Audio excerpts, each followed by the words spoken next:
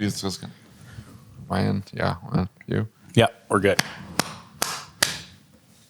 Good afternoon. Good afternoon, and thank you for having me here. Of course. By far, okay, now look, a lot of the presenters today listen to the show. So I got to be careful what I say, but by far the most engaging and hilarious speaker I have ever heard at ETI. Introduce yourself. Hi, my name is Alexander Edwards. I'm honored to be here. I'm the president of Strategic Vision. We're an international advisory service organization that helps people understand why consumers do what they do. I was so excited to hear you speak when I saw it, because one of the things that we talk about on this show very often is the term advocate, right? Tell us a little bit about what it is that you do. Dig into that a little bit, because our main focus is really on consumer psychology. We have been doing this work since, maybe personally the 70s. Wow. And we talk to consumers and we listen to what they have to say. And by listening to a consumer's natural language, we're able to put all that together and figure out who they are, what they really want, and then how to get them to talk about your products or services in the right way, as well as create new products and messaging for success in the future.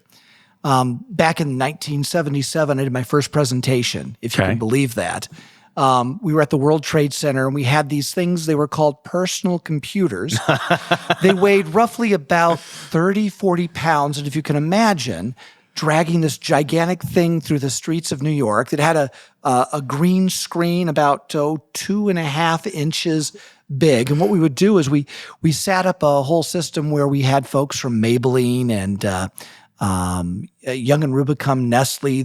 They watched how we would gather the natural language of a consumer, and it would organize it into things like attributes, the things you can point at a product or service, then the benefits, how does a consumer either gain something or lose something in that process, and then the values. Why are they personally important to a consumer? And then the images that it creates. From there, it can then create the entire psychological structure, and you can know exactly who they are, what they're about from that. It's so intriguing because, as frontline employees or as business owners at the end consumer level, right? We often find ourselves highly engaged in what the business does, and we don't ever think about the consumer. We think about doing the job that the business does, and we lose sight of the consumer in that. Years ago, when I first started this journey of automotive shop ownership and whatnot, I sat in a class with a man. He recently passed away. His name was Malin Newton. And Malin said, one of the biggest mistakes that we make in customer or client service is that we're thinking more about what we think about them than what they think about us. And that was eye-opening for me because I realized I'd been doing that all along. And so this morning, your talk was really on the perspective of the consumer when it comes to automobiles. Will you share a little bit about what you were talking about this morning? Well, do you want me to focus on the dealership part or just about anything? You focus on whatever you want to focus on. Well, we'll start on electric vehicles because that's the easiest thing that everybody has gotten so wrong over the past decades. Yeah. When we first took a look at electric vehicles, that was back in the 1980s. Yeah. When they were saying, hey, look, we've got these great vehicles and they're going to come out and everybody's going to buy them. And by the 10 years in the 1990s, everybody will be driving electric vehicles. And maybe 10 to 15 years after that, they'll fly. I'm guessing you were ready for your flying vehicles back in the 1970s, right? We looked at those land speeders there in Star Wars and thought, yeah, I need one of those. That's the next step. But when you talk to consumers and find out about what they love or what are interested in, you discover that there were a lot of compromises. For example, consumers would say, oh, I love the acceleration on this vehicle. Absolutely love it. It's my favorite part about the vehicle. That's terrific. However, when it comes to, well, what about the price? Well, I don't really like the price. It's another $5,000, $10,000 premium on top of what's there. What about the recharging speed? Well, I've got to go do things. I've got to be at certain places at certain times. And I really don't know if the only vehicle that I'm driving or my primary vehicle is going to allow me to have a life that I become dependent on it. And so by talking to consumers and understanding what they love, what they hate, where their compromises are, and what they're willing to give up, then you can find out exactly what consumers were doing. And so we've been saying consistently all the way since the 1980s that there's no way you're going to find significant success in EVs in the U.S. until those compromises are gone. I mean, my goodness, with some of the government events I was in the early 2000s, we would say, well, so long as a consumer has the opportunity to make a decision, Right. so long as a consumer has to make a choice, then you can't sell EVs in the U.S. Now, if you decide to take that away and we decide Force to go it. with a Chinese system of government, well, then sure, we can get people to buy EVs, but we have to get there. Now, I'm not saying that in California that we're there yet. Pretty close. Well, Pretty Comrade close. Newsom isn't there yet. And I say that with a lot of love, so please no one throw shade. Hey, Governor Newsom is this great. I'm just saying that when he decided to say everybody is going to have an EV by 2035, that's what killed interest of EVs in the state of California. Yeah. That's simple. Don't tell Americans what they have to do. Instead, invite them based on their values and priorities. And honestly, selling electric cars is easy, so long as you approach them with their language and what's important to them. So let me ask you this, because I want to get into the EV conversation. But you said something that intrigues me that I'm very interested in when you talk about consumer choice. For instance, I make estimates for my consumer in the repair shop, and oftentimes I give them choice in those estimates. So I'll say, here's the 3 options. There's some cases where I can't do that. There's cases where I have to say, this is the only option to fix your car, or this is the only option for tires that I have for your car. But typically I offer 1, 2, 3 choices beyond the base choice that I have. What do you see in the data when it comes to that? Because I've found that my consumer much prefers that model over saying this is the only way. Do you think consumers buy more frequently? So choice is what we call a leverageable aspect, especially when it comes to dealership service. So or even when it comes to choosing what options you want on a vehicle, choice is essential. If you remember the model that I showed earlier with the tree and you've got security there at the foundation, that next step is freedom, and choice really falls in there, which means that if you're able to invite people to say, hey, look, we've got choice A, choice B, or choice A, B, and C, consumers will love that if the foundation is taken care of. Now, what's that foundation? If you say, okay, I'm going to go with choice B, and I love the fact I have choices, I love what choice B is telling me to go to, but then they decide to add on a $15 little fee for whatever it's going to be. Right. Now you've threatened my security. Now you've threatened the trust and my belief in who you are and what you said. It's not that I chose B. It's now B plus $15. And that is an absolute assault on how consumers trust. Anecdotal piece, I was helping a 25-year-old daughter with some tires on her vehicle. Right. They gave us choice A, choice B, choice C. We chose choice B. And guess what? By the time it was done, it was the same price as choice C.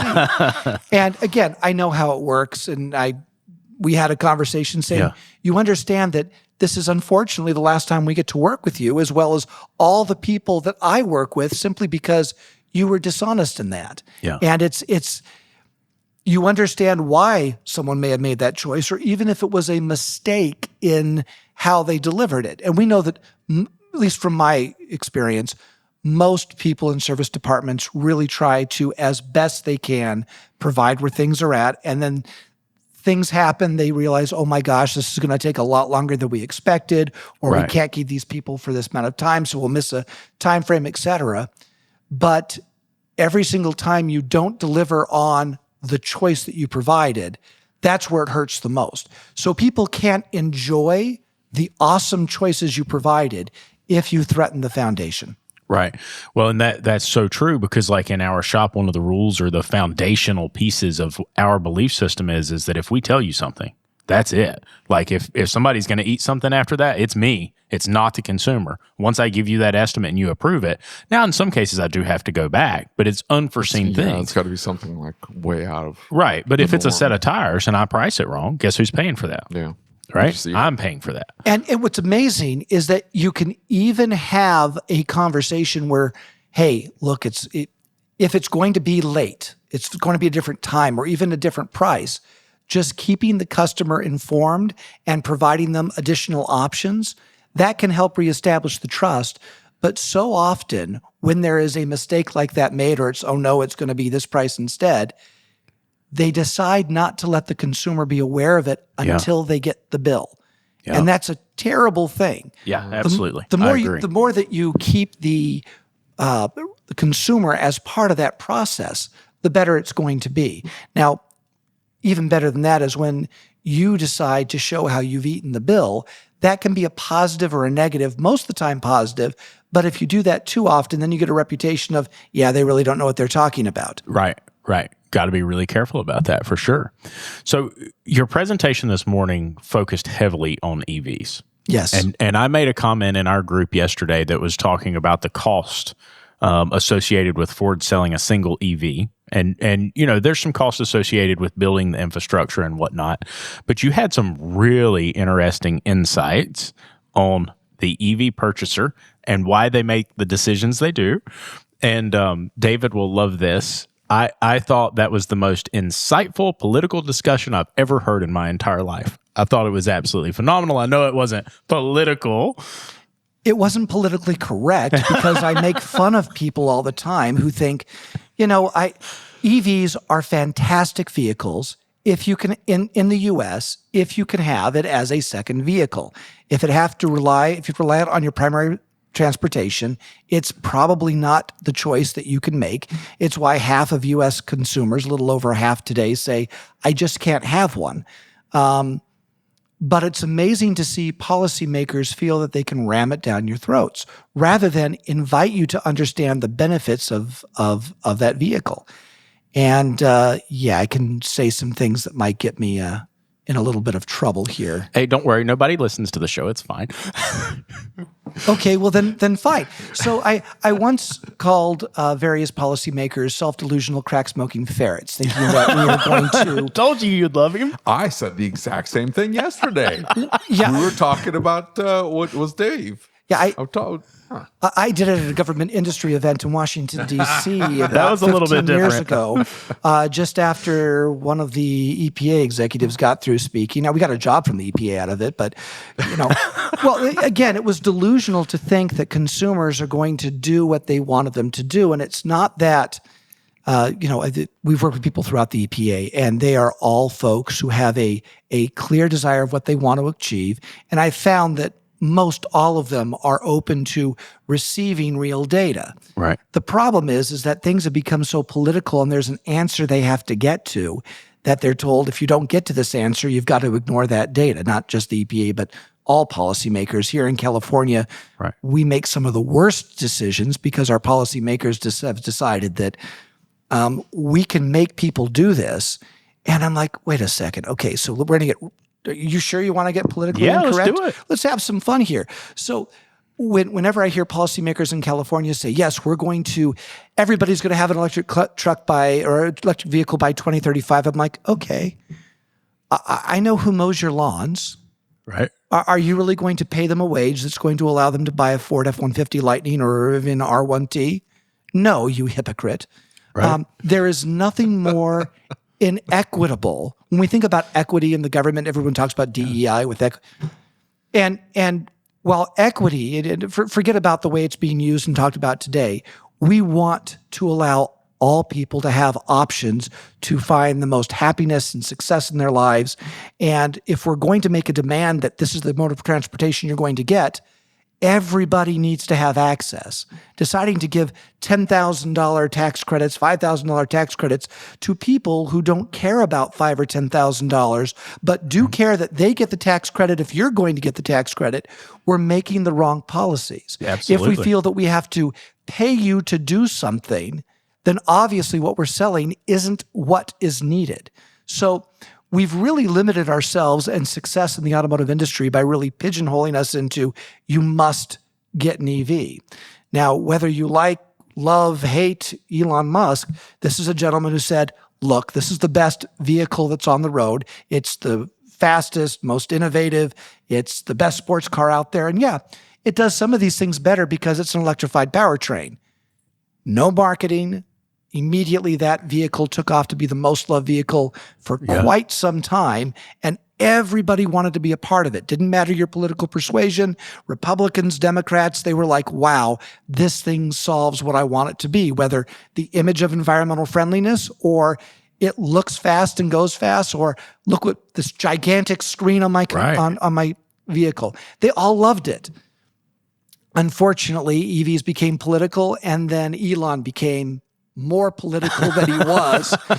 And, we've tried to tell him, like, hey, look, personally, again, hate me if you'd like, it takes an amazing amount of hubris to create companies that rescue astronauts from space, that take, money transactions across the world and what was the largest EV organization in the world. That takes amazing hubris. Yeah.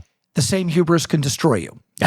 And we're looking at that right now simply because nobody will put their arm around him and say, hey, where do you want your success to be? How do you want to help your customers? And that's a problem. Now, I've just been rambling for a bit. There's some politically incorrect things there, but I'm ready for the hate mail. So I think it was so intriguing because you brought that up in the concept of purchasing an EV, right? Because when we look at the consumer, everybody went to that, hey, it's all about being green. It wasn't about the technology, and that's not what the consumer wanted.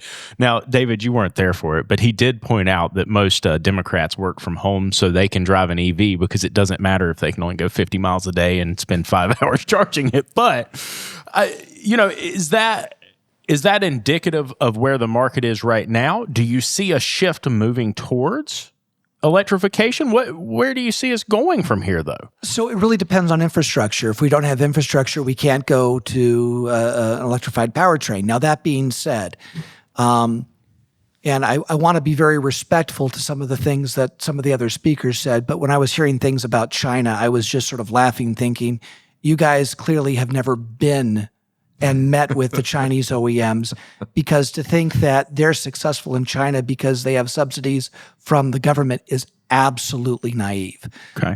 It is more capitalistic in the way those brands are being created and fighting for space in China than where we have in the U.S. In the U.S., if American brands fail, we start to bail them out. Just look at 2008.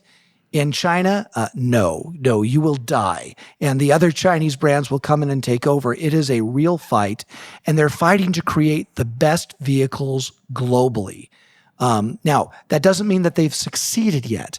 There are some foundational issues, especially when it comes to quality and reliability, that the data is glaringly missing. I mean, it's funny. The person who runs our Chinese division for China research was having some fun at one of our last conferences and showed videos of one of the Chinese brands, caught fire, and there's this huge problem there in Beijing, and fire department shows up, and then the company executive or team showed up. And the first thing they do is they push the fire department out of the way to remove all of the badging of the vehicle first, and confiscating phones so nobody could publish, at least widely, the problems that were there. So there are shenanigans going on with quality. That being said, the innovation and how fun these vehicles are to drive at the price, OEMs should be absolutely scared. I had a small conversation with Alan Ohmsman from Forbes earlier this morning, and he had just written an amazing article about Tesla, the problems that they're having today, and what's going on with China. And there was a lot of responses saying, how dare you love what China's doing? I'm like, whoa. Hey, guys, and this is what Alan and I were talking about.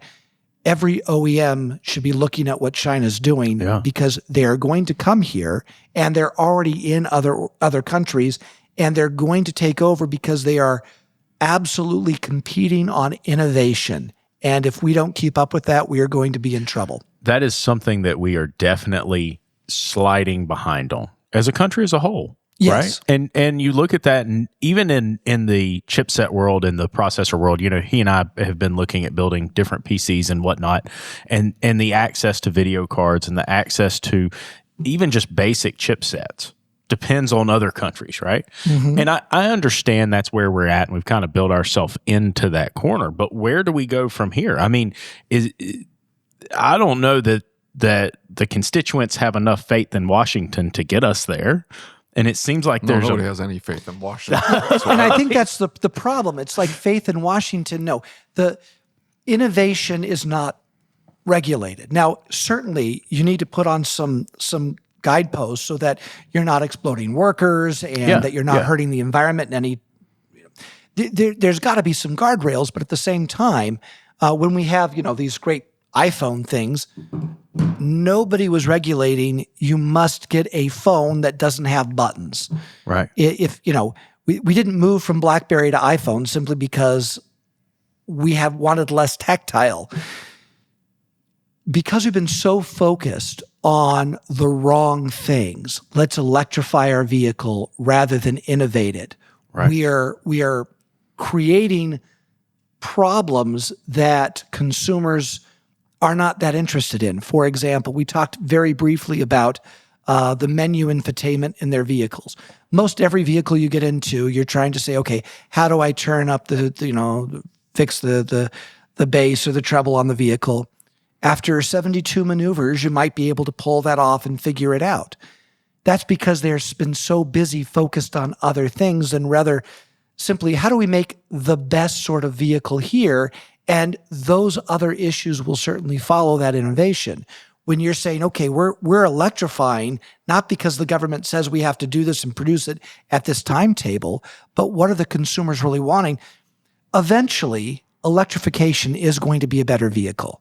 That simple. Yeah. There's so many things you can do with an electric vehicle. I don't drive an electric vehicle. The guy who runs our study, James, he drives an electric vehicle. And it's not that we think one's better than another, but electrification allows for more innovation and more capability, more fun, more excitement in a vehicle. We're going to go that direction naturally if we're not trying to regulate, saying this is what you have to do. And then we're really focused on, okay, how do we get the stop-start system working even better? And you're like, oh my gosh, we have just spent hundreds of millions, if not billions of dollars on start-stop technology, which is irrelevant in an electrified vehicle.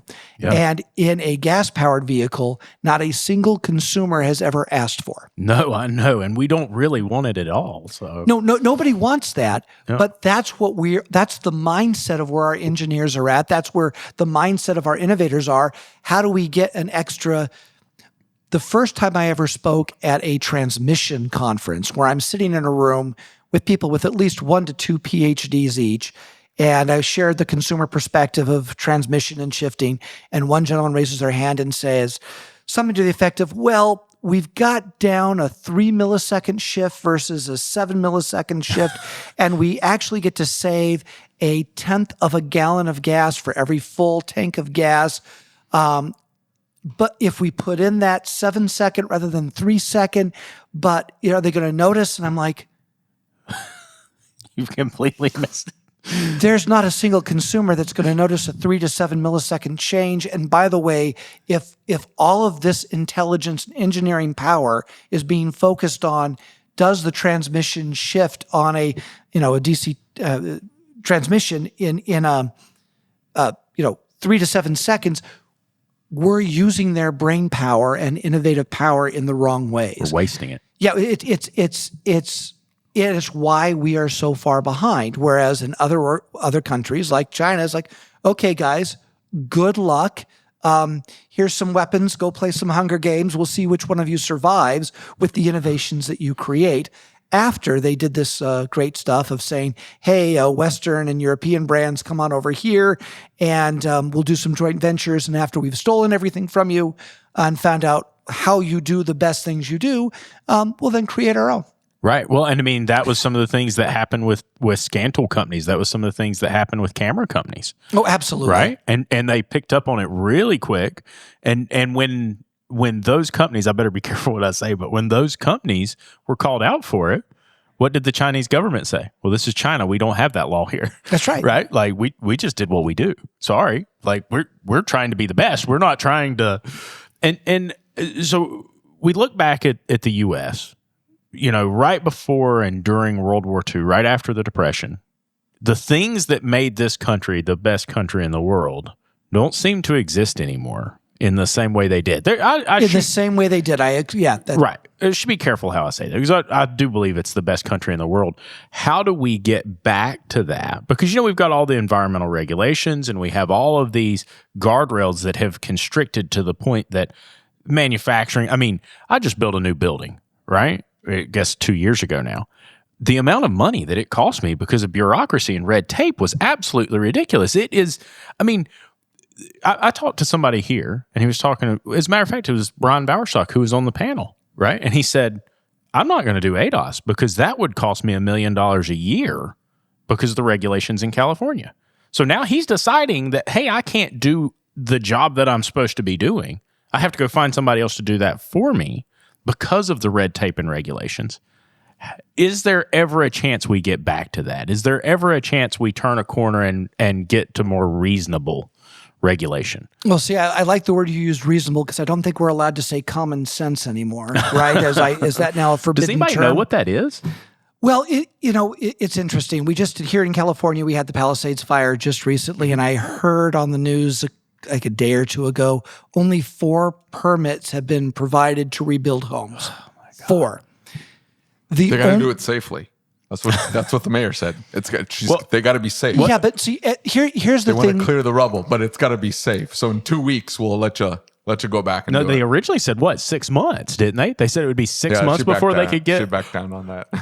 Well, here's the thing. Every consumer or every individual here in the U.S., if you take a look at it, they know there are things wrong. They know that there are people that have mucked some things up. It is why there was an overwhelming response in the presidency. If you want me to take one more step in the political realm, because we do a lot of political research, back in October of last year, I was speaking to about 150 automotive journalists, and I said, yeah, Musk is going to pay for his supporting of Trump. That being said, former President Trump is going to win the election. And the reason why he's going to win the election is because even though there's a lot of folks that hate him, that are saying he's going to destroy, women's rights, he's going to destroy all these other fundamental things, the foundational issues of safety, security, price, the price of eggs was a huge thing that was mentioned. But what's really going on is answering the question, am I going to be able to take care of myself and my family in the next 4 years under President A or President B? And it was a very simple decision for most Americans. They did not trust what the Democratic offering was, even though they might say, oh, yes, Vice President Harris, absolutely we'd be more concerned about women's values. That's a primary importance to me, sort of like your choice about the service. Choice, very important, and that's the best way to go about doing it. However, you threaten security. Right. And at that point, when you have someone who's calling spades spades and a few other derogatory terms, that's how you end up with the president that we have today. So how are we going to get out of this mess? We're going to have to be able to have the people say, okay, we are going to stop electing officials that are more interested in feeling good, patting themselves on the back for instituting policy that curbs innovation and instead enact policy that does good. A perfect example, here's one that I would use for EVs often, and people would say that I was crazy.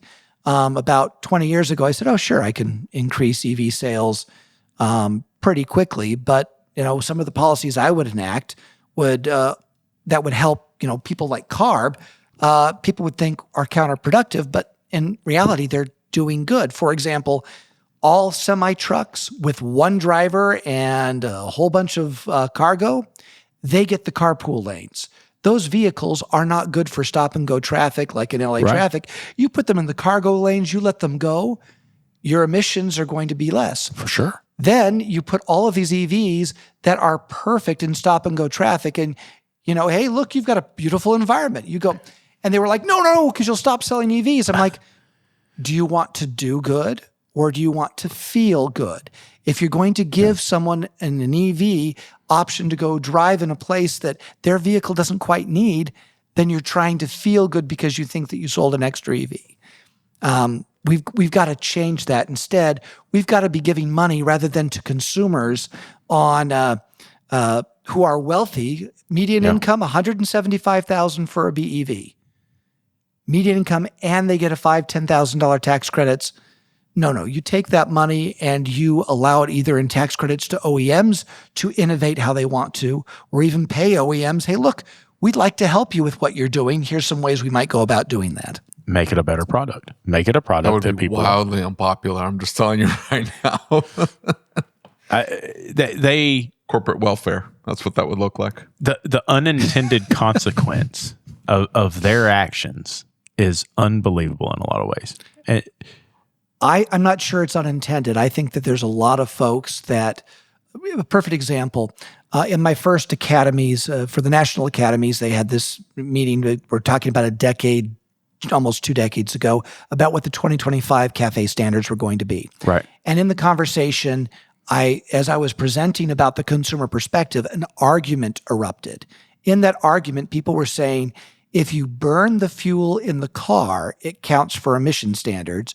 If you burn the fuel at a power plant, it doesn't. Now, someone said, hey, in these areas, these power plants are actually dirtier than what happens in the car. So your electric vehicle actually emits more greenhouse gases than these other places. And the response was, we don't care. At a power plant, it doesn't count. So at this point, I go, hey, guys, this is my presentation. All of you shut up. And I've got a question for you. For you people that are here who are making the policy, raise your hand. And about a dozen people raised their hand. I said, okay, great. How many of you came to this meeting in a personal vehicle? None of them raised their hand. How many of you own a personal vehicle? It was less than 2. Oh my God. And I said, hey, look, guys, the people making the policy are not people driving vehicles. That finally led us to understand the truth. Those that are enacting policy have no interest in personal vehicles. There's a number of places you can go to that are quite fun. My favorite, for example, Facebook place to go to is New Urbanist Memes for Transit-Oriented Teens. It is a fantastic place to learn. To look this up. Oh no, it's absolutely worthwhile, because if you want to understand the mindset of zero vehicles on the road, they do a fantastic job making the argument. And if you understand the arguments they're making, and some of them are quite compelling, you now understand why these policymakers, who, whether or not they're in that website, though I think a lot of them are, but these are believers, and they will pass and create anything in order to remove new vehicles. So if we're thinking, hey, we're fighting with some of these policymakers for a common sense approach to new vehicles, we've already missed where the argument is. The real argument with many policymakers that seem to be meddling and making things worse, they don't mind things being worse because they don't want you to have a personal car. They don't. That is Is it a mic drop moment? I don't know, but that's I think so. I mean, makes that's perfect sense. Of course. Yeah. I mean, what do you think, David? Do you want to get rid of the personal car? No. I'm worried about China. Look, I agree with you. I agree with you that they are innovating faster. My issue is they're building these $9,000 Chinese vehicles, but they're playing shenanigans with the manufacturing process. Like, these people aren't getting paid; they're being forced to build these vehicles. Otherwise, how are you going to produce a $9,000 vehicle that has the same amount of technology packed into it as a $35,000 Tesla 3, which he's not making that much money on? He's just barely scraping by to make money. They're playing shenanigans with the manufacturing process. There have to be. Otherwise, so where's the is it sustainable is what I'm asking. Well, let's play with this a little bit further. Let's say yes, there are shenanigans going on, and that the actual price to create these vehicles are on par with U.S. vehicles. Let's just say that a Model 3 and a Chinese vehicle are now the same price. Have you been in some of the vehicles over there in China? Have you seen the innovations? If they were the same price and you were buying an EV and the quality was the same, you would choose the Chinese vehicle every single time. Really? The innovation's better. It looks better. It feels better. The AI that's in there is better. They have done everything right because it is truly a capitalistic society in order to fight for which companies are going to succeed. It is not what people think where, okay, the government's going to support the... Sure, the government is going to create a framework of, okay, guys, there's the battlefield. Here's your Coliseum. But once the Coliseum is built, which it has been, and they've got their weapons, they get to go fight and see who's the best. And they're not going to pick any favorites because they really want the best to come out of China. Where they are is they want to create the best just the same way we did out of World War II. There was this great idea. We want to create the best, be the most innovative.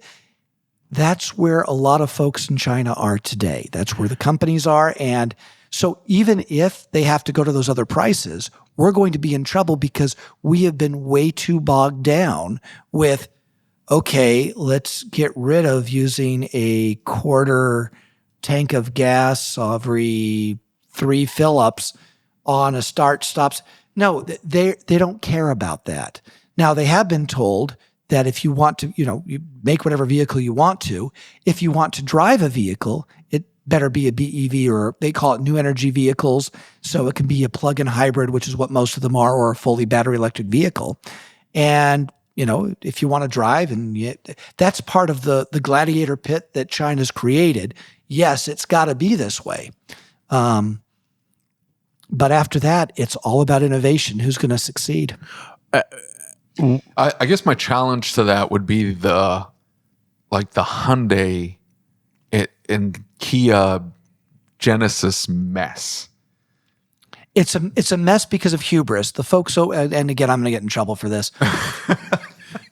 Not a joke. I like it when he prefaces. Well, I just want to say that because I get in trouble. But if you go over to Hyundai over in Korea, and you were to have sort of a dinner and you're with different level executives, I kid you not, depending on what your job title is, you will be drinking from a different cup and eating from a different plate. There is a mindset. Most of the executives at Hyundai on Korea, they don't understand why Americans are so stupid and they don't buy their products. They don't get it. There's no reason. Their products are better. They're better equipped. They're better priced. And I've been there. I've been to their quality facilities, and I will say this very clearly: when J.D. Powers kept coming out with Kia being the number one in quality, and everybody's going, "How is Kia number one in quality?" I will tell you that makes perfect sense to me. They are really dedicated to quality, and the features they put on there, the packages they put on there. As I showed in my presentation today, the most loved vehicle by women was the GV70 Genesis. Yeah. Absolutely love the vehicle, the price, the warranty. All of it is fantastic. The brand, however, has not been able to really resonate with consumers yet because the folks in the U.S. are not willing to see beyond the guardrails that Korea has put on them. Why can't you sell all these vehicles right now? Okay, you're out. Okay, you're out. They had some good folks in there, but it's a revolving door with executives over there. So Hyundai and Kia could really hurt this market. Genesis could absolutely damage luxury sales in the U.S. They just have the wrong messaging and the wrong brand perceptions today. So we see... I agree with you. The issue is the brand perception is warranted. I would say that it's warranted, again, in the 90s. Absolutely. It's not Lexus. Lexus comes into the market and they built a flippin' tank. This thing is absolutely the most reliable, over-engineered tank. And doesn't have any oil in it. You don't have to do any maintenance to it. You can drive it however the hell you want. Don't care. This thing is going to last forever. That's not what they came to market with. They came to market with a gussied up Hyundai. And we've seen reliability issues, right? And I think the American consumer has seen the reliability issues because, and the recalls and the fires and the, right? Like, I think that's where the issue came from. They needed to take the badges off before. Just have that's one way to do it. I don't suggest that because there's always one camera you don't get. Yeah, exactly. And that's the one as you're scraping the badge off the car with your Kia uniform on, right? Like, why would they wear Kia uniforms? They've got Kia on the backs of the script. Now we've done it. Wait a minute, though. Okay. Hey, look, I'm going to distract and derail this conversation often, so I hope we're having some fun here. I'm almost thinking that we need to make you part-time co-host and we just rotate out. So let me ask this question then. If we've lost the desire to innovate, and we maybe not the desire, but if we've the incentive to innovate, or even the ability because of the regulation on top of us. How do we get back? Like, what as the American people, what steps do we take to change that? We're going to have to vote people out and vote people in who are able to see where the future is and be able to give them a space where they can create and innovate. Every single time we decide to go, there's a reason why people are fleeing the state of California is because there is so much on them. They have to flee to other places just to be able to financially survive. As from what I've seen in China, when that comes to the U.S., not if, but when their products come to the U.S., and they're priced at similarly or even a little more expensive because of tariffs or other things in order to protect the U.S. market, consumers are still going to go that direction, and it's going to be catastrophic for the U.S. We're sort of at a tipping point right now. I think consumers feel it. I think that's why we've had the presidential election that we've had, is because consumers go, we're discussing a lot of things that just doesn't make sense. I've got to go with at least something that I can see and identify and understand what it is. We're going to have to do a lot more of that over a long period of time and get rid of all these folks who feel that they know better than the American consumer. I'm in a Wall Street Journal focus group right now. And it was a focus group that started before I was in it. And then I came into it later on. And they did it in 2 phases. And the movement, I was talking to one member externally from the chat group, and they said that originally this chat group had a very different perspective. And when there were a couple members who were laying out the deficit, laying out the financial position, and said, hey, if you were to take a profit and loss for a business and you laid out where we're at fiscally, and you looked at a balance sheet and a cash flow statement for the United States of America right now. You close the company. Right. You wouldn't have an option. You would look at it and say, this isn't sustainable. This isn't going to work. And so it's been interesting to see how all but maybe 1 or 2 people within that focus group have shifted their perspective when met with reason and met with information that says, like, I understand that this is really important to you and this is a social issue that bothers you.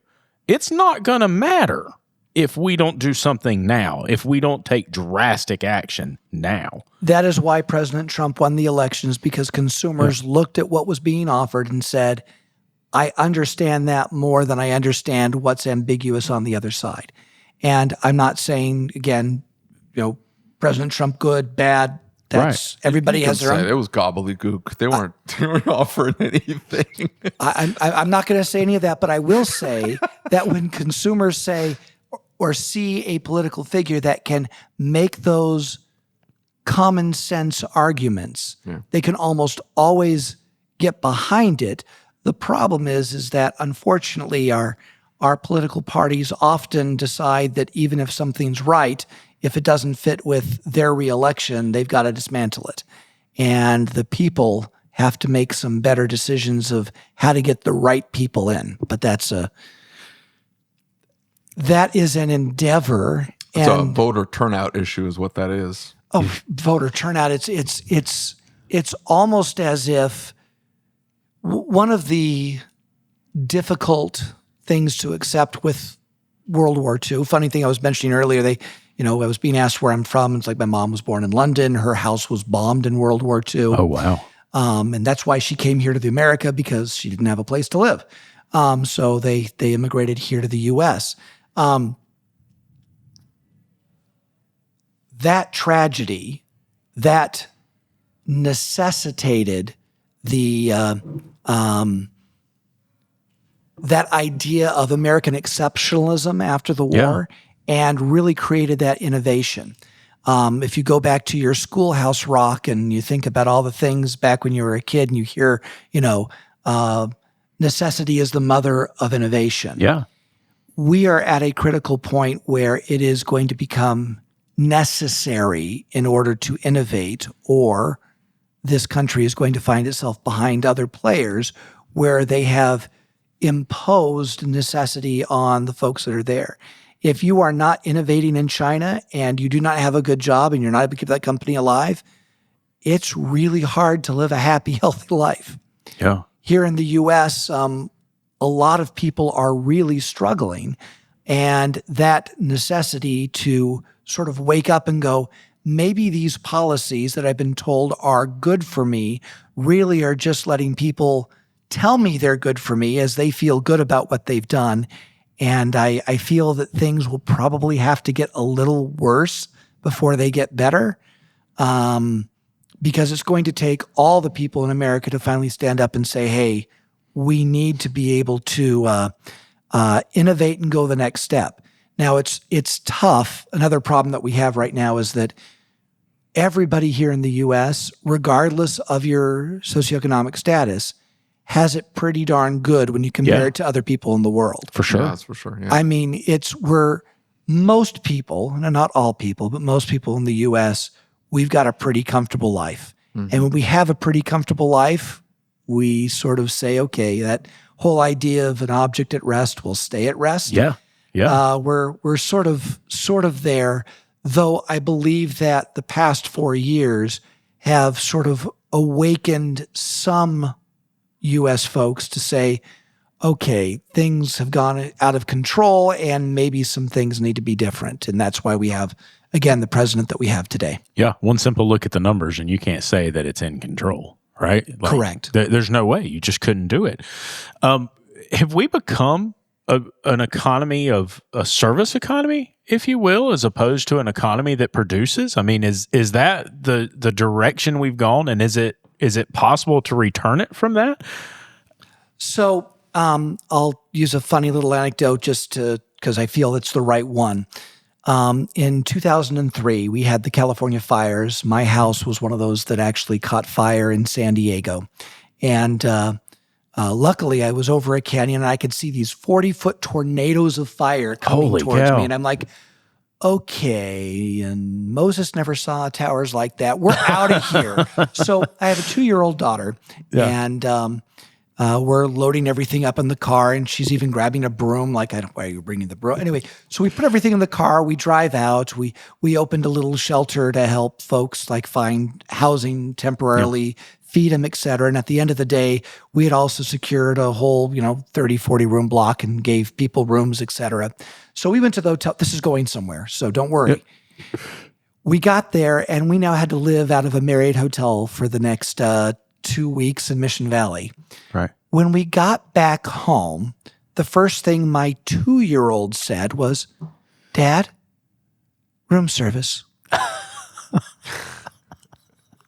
We have really become a nation that loves room service. Yes. We love our Uber Eats. We love our DoorDash. We love being taken care of. We love our 7-second TikTok videos rather than actually learning and exploring. I have no idea what I was talking about now, but what I'm trying to say here is that, is this where we're at? Are we going to change? We've become very complacent because of the luxuries and where we live. There are many places in this world, I would even go so far as to say most people in this world do not have the luxury to press a couple buttons on an iPad and then have food delivered. Yeah. we have to realize that that isn't really the norm and that there are interesting and better ways to innovate. So we become less of a serve me because I am the rich person you should be serving, but instead, how do we create, how do we produce? And as a side note, we could go in for hours on, we could talk about AI and what it's doing. If you are living your life as if you're being served, well, your job, your livelihood is probably going to be threatened by AI. Yes, absolutely. If you're a producer and you constantly produce, well, then AI is always going to be trying to catch up to you. And we're really entering into this world where the producers, creators are going to be the ones who find success even more so. And relying on the successes of our parents or previous generations in the U.S. is not going to be enough for our comfortable livelihoods that we live today. You know, it was a real wake-up call to me. When I put out ads for my business to hire people, the number of people from overseas who apply is unbelievable. And so a couple of them I've dug into conversations with, and they'll say things like, you don't understand what it's like here, right? There are days that we don't have food. And I'm not talking about like, I don't have the money for food. I'm talking about there's no infrastructure here. So when they ran out of food, we had no food. We had to go find food. And we live in shacks. And so I'm trying to better my life. I'm trying to make things better. And it makes you feel very gluttonous as an American, right? Oh, absolutely. I'll never forget that I lived in the Philippines for a couple of years in some of the most rural, remote parts you can imagine. And the first time I ever went hungry because I could not catch the chicken. Real story. So I had to hike about 15 miles to go get a can of Vienna sausages. It was a 15-mile hike because the chicken just freaking outsmarted me. And that hurt in a lot of ways. But when you have those types of experiences and you know that we are comfortable here in the U.S. I mean, whenever I see people protesting or saying, you know, America's not the greatest country, you mentioned America being the greatest. It is absolutely the greatest country in the world. And I don't say that with hubris or pride. I just simply say, I've been to many countries throughout the world, and I've lived in many different types of situations. We are very lucky to be here. There's a reason why people want to come here. It's because of the opportunities. It's because of the wealth. It's because of the comfort. It's because of what you can create. And that, unfortunately, puts a little bit of some very large speed bumps into people thinking they need to produce, create, and innovate. And when you then put regulations on top of that, and then you have people saying this is a terrible country, you're like, okay, guys, you really don't know. You think healthcare systems are better somewhere? Okay, go get a terminal disease. Go be there and tell me how it works out for you. Well, again, many of my relatives, as I mentioned, are UK. It's wonderful. You go to the UK, you're not paying a penny when you have your medical problems. But if you have something that's urgent, I have relatives that didn't quite make it, just simply because they were on the waiting list for certain things for so long. And it's just I'm not saying that the American healthcare system is the best. And what I mean by that is not that it's the best compared to others, but there are certainly ways that we can improve it. But it's so good that we just sort of sit back and allow it to be what it's going to be. Let it to be what it's going to be. Complacency. That complacency, yeah. Boy, this isn't an automotive conversation at all, is it? No, we let it go wherever. Yeah. Okay, Isn't the push towards AI taking over the service side of of things going to eventually force people into the production side? Like, hey, if all of the jobs, the service jobs, the DoorDash is now some of these people would rather like roll around in the floor and die. What's it called? Waymo? Yeah. It's like the complete AI driven car. Like there's no driver. By the way, it's fantastic. Have you ever been in a Waymo? Hell no. Okay, so it is. Until they're all Waymos and I don't have to drive and I don't have to worry about the guy next to me slamming into me because he's not paying attention and the Waymo doesn't know what the hell to do. If you take a look at the data, the Waymos are clearly safer than getting into a personal car. And I believe that. I worry about everybody else. Oh, of course. No. But see, that's the same graphs that I was showing this morning. Right now, 33% of all U.S. car buyers state, absolutely not. I have no interest in not only me being in a fully autonomous vehicle, I don't want you in one either. Mm-hmm. I have no interest. So that is the majority. Most people have no interest in a fully level 5 autonomous vehicle. That being said, the data shows that it's safer. Tesla and what they've done with the brand and how they've sold a fully driving vehicle that doesn't fully self-drive. And as it keeps hitting things and then being publicized, that creates a lot of the fear. And again, it attacks that base of trust that we discussed. But the Waymo vehicles, they are fantastic. And I would strongly suggest San Francisco, Phoenix, jump in one for a short drive and you'll go, oh, this is sort of fun. That's what we're doing when we're in Phoenix. You seem like a risk taker. I'd be freaked out the entire time. It's not a risk. For example, we host a conference at Disneyland each year. Yeah. And we actually take all of these automotive executives and we make them go on Rise of the Resistance, which is there's no track. They get in these vehicles and it's all done by computers. It breaks down about 2 or 3 times a day. Yeah. Which is why we do not want fully autonomous vehicles as the standard in the U.S. right now, because even on a small ride, it doesn't work all the time. But man, is it fantastic when it does. Yeah. And, he says he's afraid of it until you've ridden with him. You don't understand. I would much rather ride in that than ride with him. I know how I drive. I'm the most distracted driver ever, so I know how I am. So that means we want you in an autonomous vehicle. Well, I know. I'm 100% about it. I hate driving. Do you know how many traffic jams we would fix?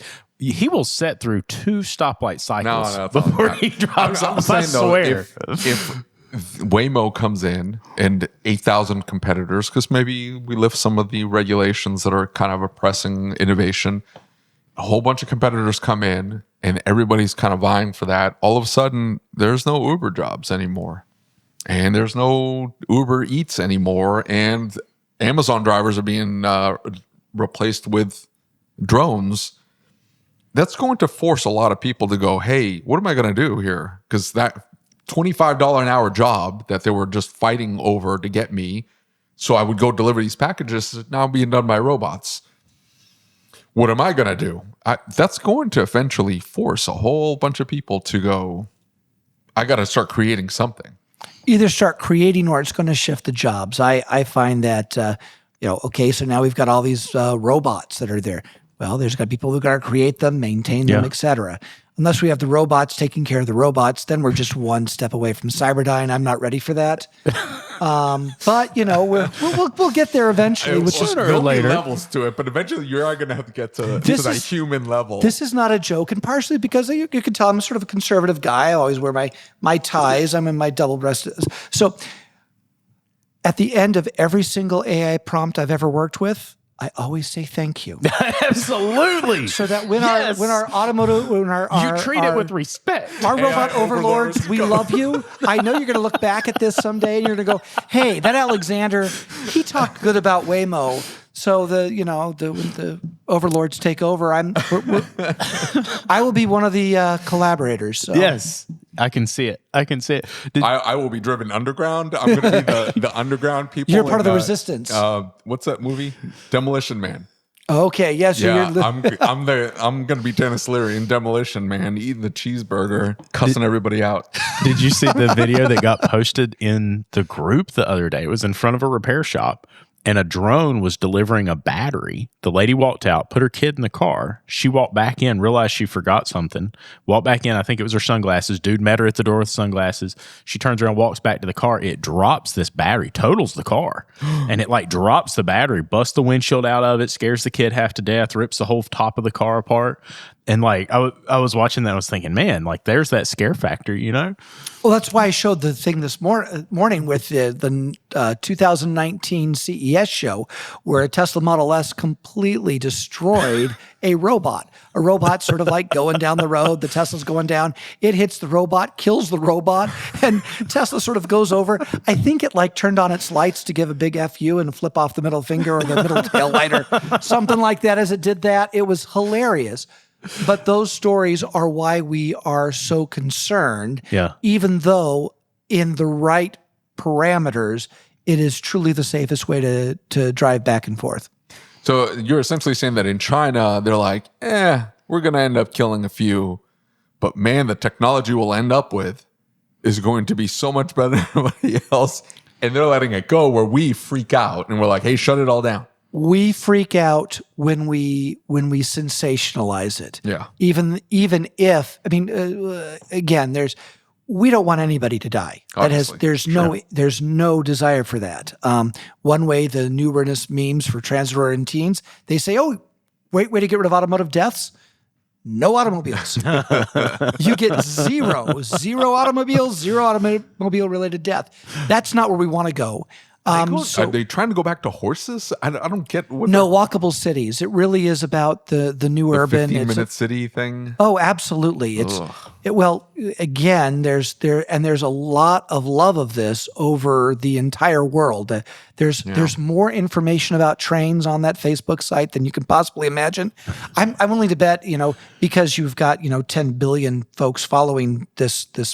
We're going to double, triple their user. Yes, absolutely. We're signing up. I'm going to go look. You absolutely should, because it really provides an insight into. I've totally derailed the conversation again. Please forgive me for that. No, I love it. This is what we're supposed to do. It's a great way to see how people. Again, these are not just simple. Hey, a political party told me to spout some things off, and this is what I'm doing. These are genuinely the true believers in trains, walkable cities, and they have plans. Plans? Well, yeah, plans. Isn't that Saudi Arabia, the country that's trying to build that city that's just one giant line, and it's several feet, 1,000 feet tall, and it's all glass on both sides, so it'll reflect the heat from the desert. Have you seen? In Saudi Arabia, that sounds like a really good idea. And to travel back and forth, you get on a train. Like, you step out of your house and you need to get down there. You get on this train; it'll zoom you down there, and then everything's within 15 minutes of where you live. Everything sounds fantastic. It sounds awful. What are you talking about? Look, I'm out in the woods. I can't handle the amount of people.